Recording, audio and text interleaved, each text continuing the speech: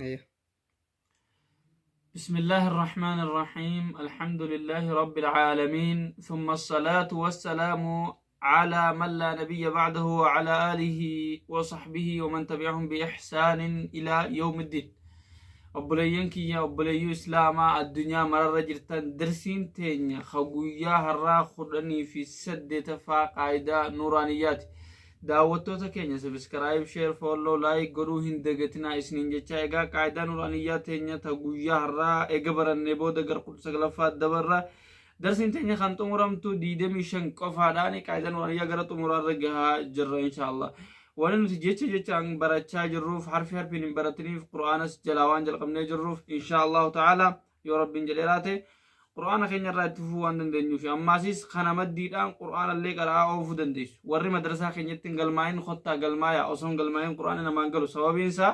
as balleessite achi balleessite osoo sheekni namaan hin jedhin kana sirreeffachuu qabda osoo sheekni namaan hin jedhin ofii keetii ofitti amantee oofuun waan isa rakkisuuf kanaaf madrasaa keenya galmaa'uun hedduu isiniif faayidaa qabeessa jeetiin amanaa jannatiin rabbi isin haa gammachiisu sagantaa teenya taharraa ta 18ffaa wajjin turtii gaarii isiniin jenna obboleeyyan kiyya.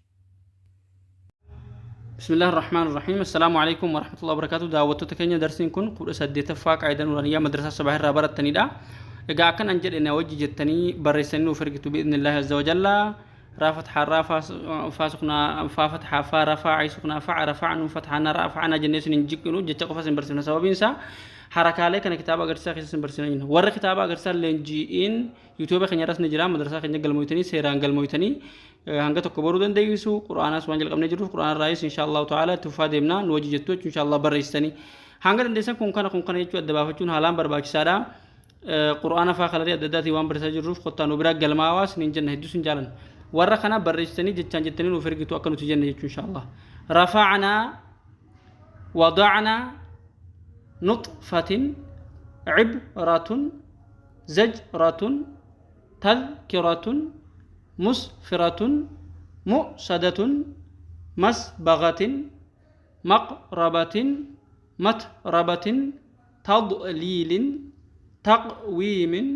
تكذيب تسنيم مسكينا ممنون محفوظ مختوم مسرورا مشهود أبوابا مصفوفة أزواجا أشتاتا إطعام أعنابا أوكي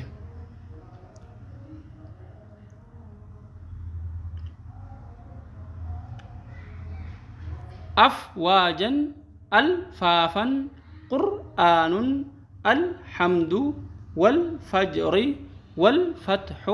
والعصر من المعسرات مع العسر ما القارعة وإذا الموءودة ينظر المرء كالفراش المبثوث بولين كي وري درسين كسني قالوا دبي كتابة أجرسيسة هلين جنتو دنده